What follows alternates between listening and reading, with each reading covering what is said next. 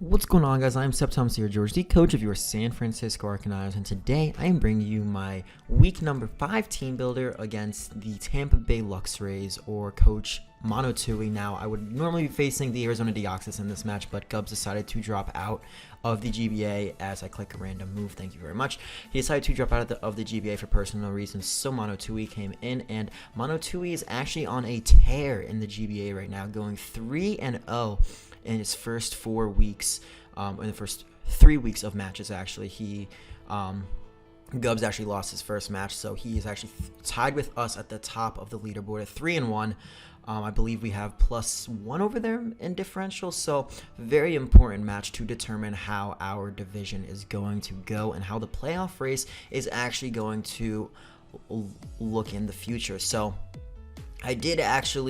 I am recording this in the future. I did already do my battle. I'm actually recording this in France right now. Well, I'm actually in London. I wanted to get that out real quick. I did record my weeks 5 and 6 battles already during my week 3 and 4 match. I actually had to record 4 battles in my week 4. So while that did not affect my play, that was a very stressful week. I'm very happy to have it over.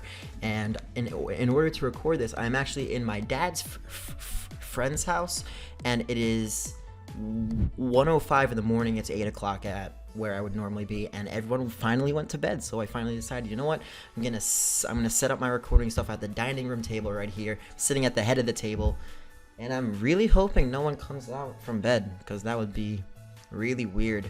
But anyways, so yes, I do know how the match turns out, but of course I do not want to spoil anything for you guys. So this is a very important match, and one I really hope to win. And yep, so without further ado, let me get right on into the team builder and his team. So his team is the Garchomp, the Azumarill, the Mega Manectric, the Mandibuzz, the Amoonguss, the Bronzong, the Emboar, the Lantern, the PZ, Hitmonchan, and Excelgor. Immediately after seeing his team, I noticed first a couple things. One, his core is very hard to break through if he brings his entire core, which is the Mandibuzz, Amoonguss, Bronzong, and the Lantern. If those 4 are brought, it's really hard to break them down because they have great synergy together. Although the one thing that really holds them back is their recovery. So the only one that really has reliable recovery, I'd say, is the Mandibuzz, because while Amoonguss does have the Regenerator, it is not able to recover as it's in, unless I think it gets Synthesis.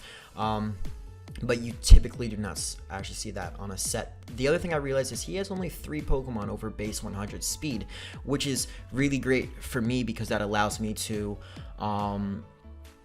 not have to worry so much about that, because his fastest thing to outspeed my entire team is the Mega Manectric, and I have a Pokemon that actually outspeeds that thing in the form of Mega Beedrill. Of course, I did not bring it, you can see that. However, it's nice to have something that outspeeds everything. Also, other than his Mega Manectric, my Latios and Fernie outspeed everything else. So I'm going to bring those from the same speed, I believe. I actually think I did run the same speed on both of them. Yes, I did. And it's just great to be able to run bulk on things that I can run bulk on. So without further ado, let me get into the team and why I built it. So I'm running Choice Banded and Fernie, and you guys are probably thinking, he has a Garchomp, he has an Azumarill, why are you running Choice Banded and Fernie? Well, a Garchomp has no reliable recovery, and neither does Azumarill. So if they want to switch on a banded close combat, be my guest, because a banded close combat to a Garchomp that's uninvested is going to do around 75% if it is not a bulky spread. I believe a defensive spread will take like 50% from it, and if he goes into a Azumarill, and it is most likely going to be a bulky spread. I'm expecting AV against me, but of course Belly Drum is a possibility. I'm just going to put a huge dent in it and possibly prevent it from setting up and sweeping. So overall, that's a great thing for me. I have the Mach Punch, as it hits the PZE in case it's Choice Scarf. It can revenge kill the Mega Manectric, possibly a Azumarill if it's low enough, and the Garchomp as well. I can out prioritize the Emboar if it wants to go for Sucker Punch to take me out. I can go for a Mach Punch, and just overall, it's a great coverage to have. And then my last move is, of course, U-Turn. I don't think I'll be clicking U-Turn a lot in the match, but it's just overall a good move to have on a banded set, because I can gain initiative with it and go into one of my more powerful Pokemon, or one that can better deal with it, because this is actually the most powerful Pokemon I think I have on this team right now. Next up, I have a Snorlax right here, my leftovers thick fat sleep talking Snorlax. Now, I don't have rest, I only have sleep talk. Why do I only have sleep talk? because of the Amoonguss. Now this is my Amoonguss switch, and it is my Amoonguss check, and with the Sleep Talk and the leftovers, I'm actually able to stay in against Amoonguss until I wake up almost every single time. I do have the Ice Punch, of course, to hit the Garchomp and the Amoonguss and the Mandibuzz.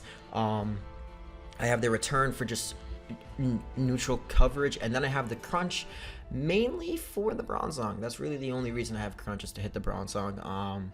It does around 40%, I want to say, to non-defensive Bronzong. I think around 40-50%. So overall, that's a great move to have, and just the coverage on this thing, along with the utility and the ability to take a lot of hits, is going to be very important in this match.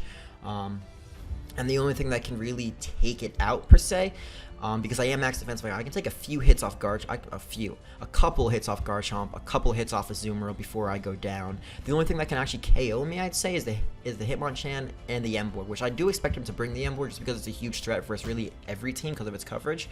But it's pretty easy to see that if an Emboar comes in on a Snorlax, you don't really want to stay in. So that is this set right here of max attack, max defense, because I don't need HP investment, and the special defense is already pretty high. As you can see, even with max defensive investment, I do not reach my special defense stat. Next up, I have the Iron Nut right here, Fortress. Now this Pokemon is going to be extremely important in this match. I do have two physically defensive Pokemon, but I feel that his physical attackers are more threatening than his special attackers.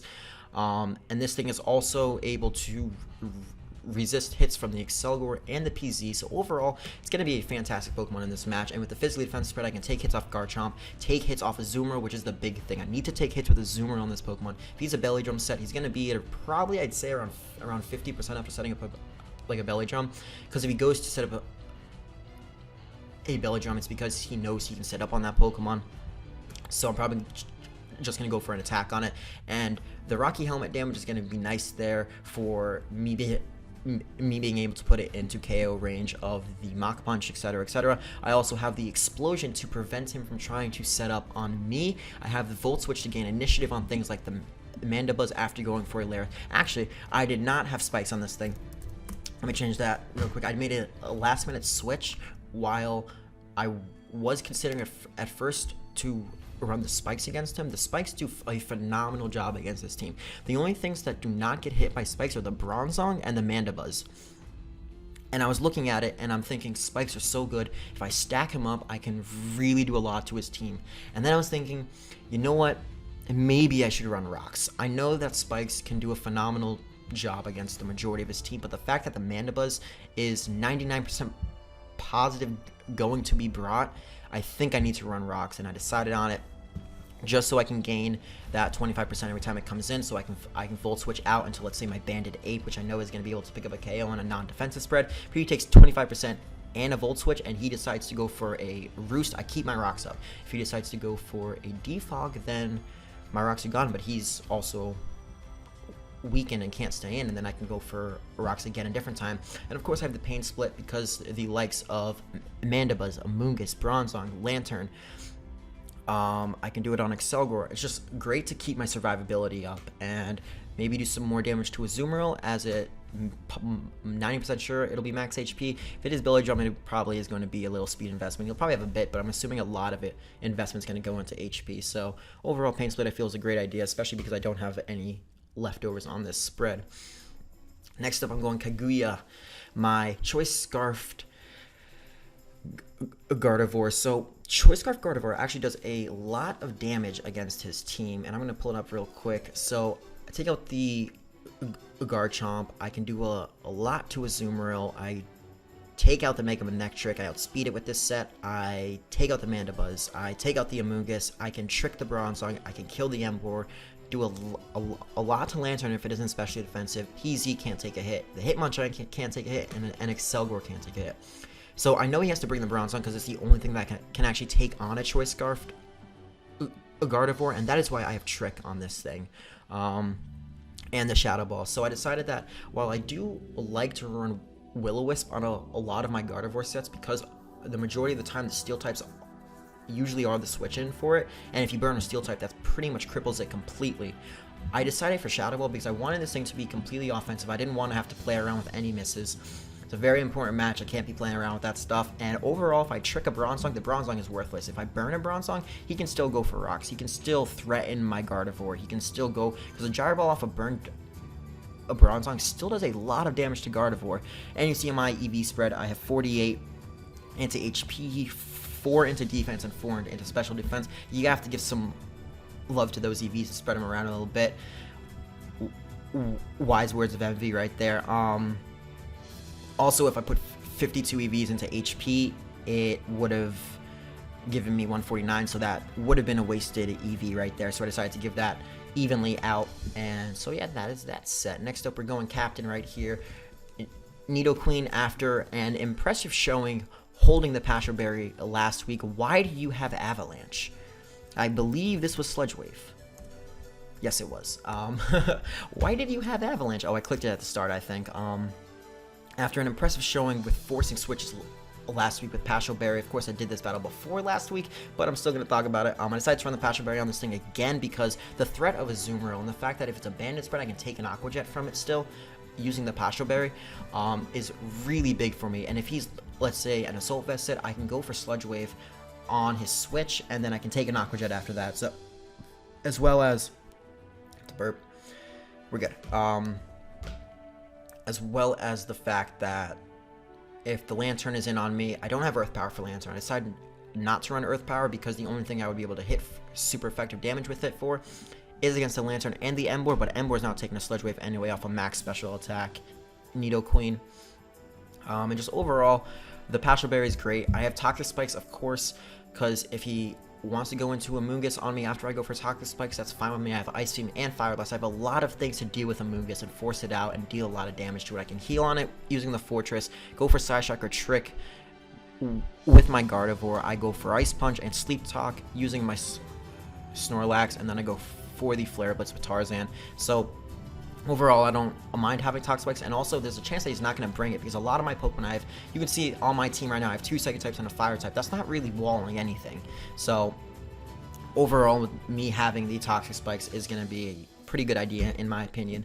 And my last Mon is going to be my Latias. So this is a Recover 3 attacking, speedy, bulky Latias. Now what this thing is meant to do is Revenge Kill Azumarill. I cannot die to an Aqua Jet. This thing is going to be a win condition. I'm going to keep it in the back if he brings Azumarill. I'm going to gauge what kind of set it is. If it's a Belly Drum set, this is my way of killing it mainly. I go for T-Bolt and I kill it. I also have enough speed to outspeed a Garchomp. Of course, gotta have that speed investment right there. And I have Ice Beam. I don't have Dragon Pulse. Why don't I have Dragon Pulse? Is because I have the Side Shock, and that's really the only coverage for stab I need against this team. And with Ice Beam, I pick up a KO against Garchomp, and with Dragon Pulse, if it's a bulky set, I don't, especially because I don't have any special attack investment. So overall, Ice Beam is the better option here. It also hits the Amoonguss for super effective damage if he wants to try to switch in on me. I don't know why he would, but in case he does, also hits the Mandibuzz for super effective. If I didn't reveal the T-Bolt yet, he might just want to switch in on it as I go for Ice Beam on the Garchomp. It's just, overall, it's a good coverage to have against him. And yeah, guys, that is going to be my team right there. So if you did enjoy the video, I would really appreciate if you did comment, like, rate, or subscribe to support the Arcaniners Nation. And yeah, guys, I will see you tomorrow with the battle. Peace out.